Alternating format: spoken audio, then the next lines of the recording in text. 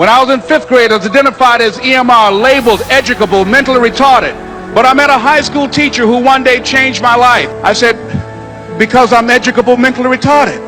I said, I can't do that, sir. He said, don't ever say that again. Someone's opinion of you does not have to become your reality. To work day and night for it. To give up your time, your peace, and sleep for it. And life seems useless and worthless without it.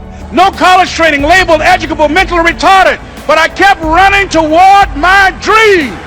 Don't stop. Don't stop. Don't stop running toward your dream. 인생을 바꾸다입니다. 오늘은 세계적인 동기부여 연설가로 억만장자가 된 레스브라운의 동기부여 연설을 준비하였습니다. 그는 어린 시절 정신지체 판정을 받기도 했지만 모든 걸 극복하고 자신의 꿈을 달성한 동기부여의 전문가입니다. 이번 영상 역시 1000만원 이상의 가치가 있기 때문에 집중해서 많은 것을 얻으셨으면 좋겠습니다.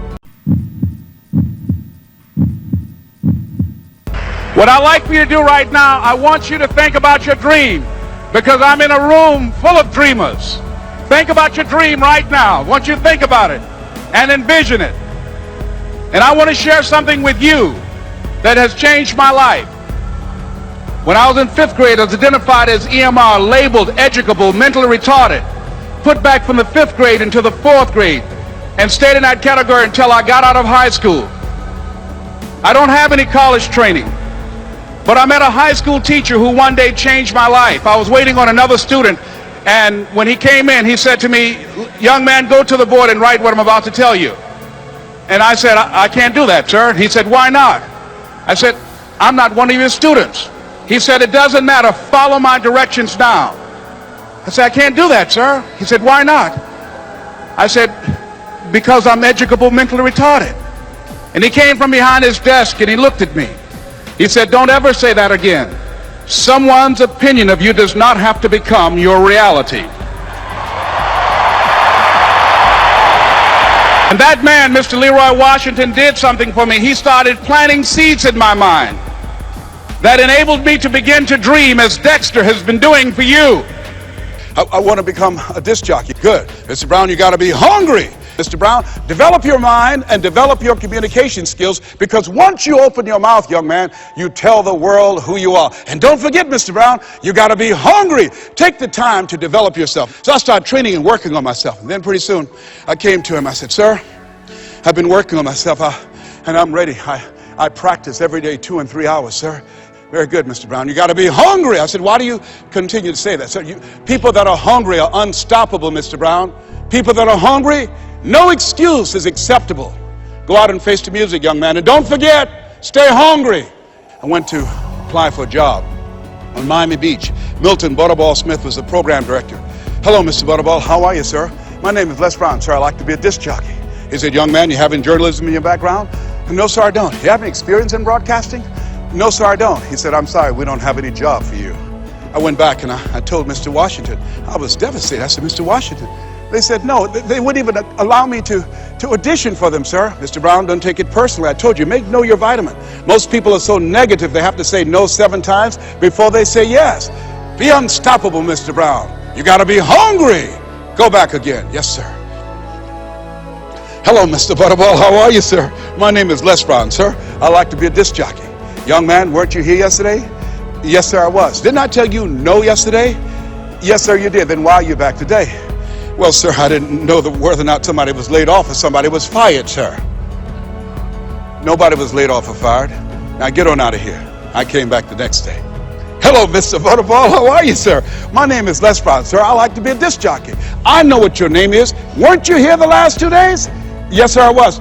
Didn't I tell you no the last 2 days? Yes, sir, you did. Then why are you back today? Well, sir, I didn't know whether or not someone got sick, because someone died, sir.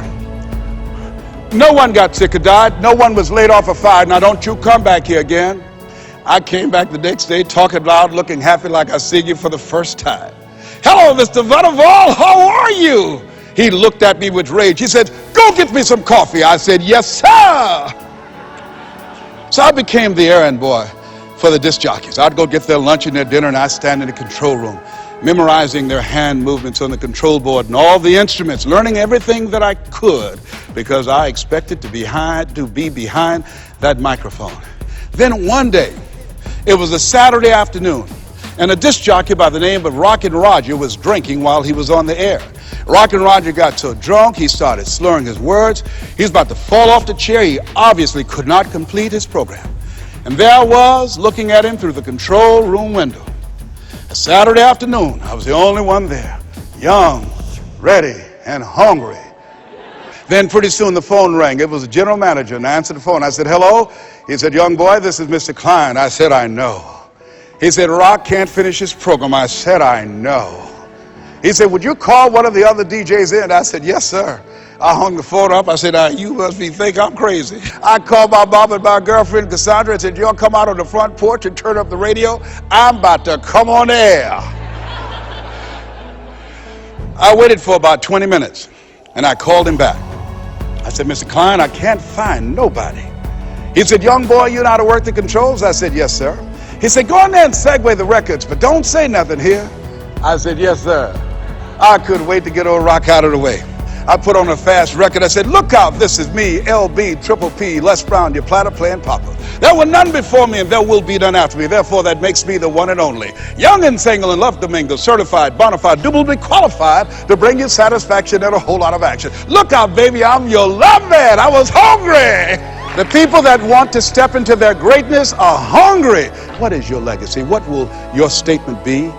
Resolve every day, read it every day. I refuse to die and unlive life. I like to leave this with you, and I dedicate this to you, to the greatness that's within you, because it's there. And it says simply this: to work day and night for it, to give up your time, your peace, and sleep for it. If all that you dream and scheme is about it, and life seems useless and worthless without it, and if you gladly sweat for it and fret for it and plan for it, and lose all your terror of the opposition for it, and if you simply go after that thing that you want with all of your capacity, strength and sagacity, faith, hope, and confidence, and stern pertinacity. Most people don't work on their dreams. Why? For many years I didn't. One is because of fear. The fear of failure. What if things don't work out? And the fear of success. What if they do and I can't handle it? They stop growing, they stop working on themselves, they stop stretching, they stop pushing themselves, and they end up becoming very cynical about life, and they throw in the towel on themselves and on their families and on their dreams. What I'm doing now, I could have been doing years ago. But because I did not have a college education, because I didn't believe in myself, because I allowed other people's opinion of me to control my destiny, I didn't act on my ideas.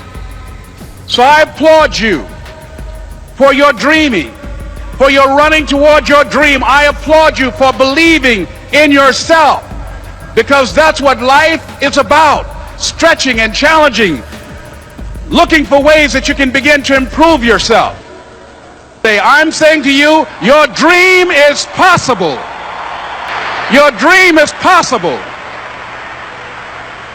But not only is it important that you believe and begin to know that it's possible for you to live your dream as you run toward it, that in the process of working on your dreams, you are going to incur a lot of disappointment, a lot of failure, a lot of pain, a lot of setbacks, a lot of defeats.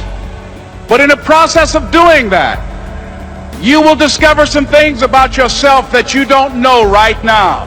What you will realize is that you have greatness within you. What you'll realize is that you're more powerful than you can ever begin to imagine. No college training, labeled educable, mentally retarded, but I kept running toward my dream. Don't stop.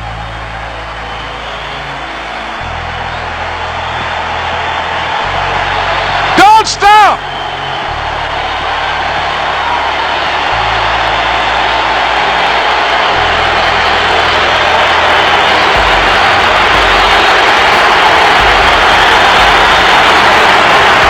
Stop running toward your dream. Thank you.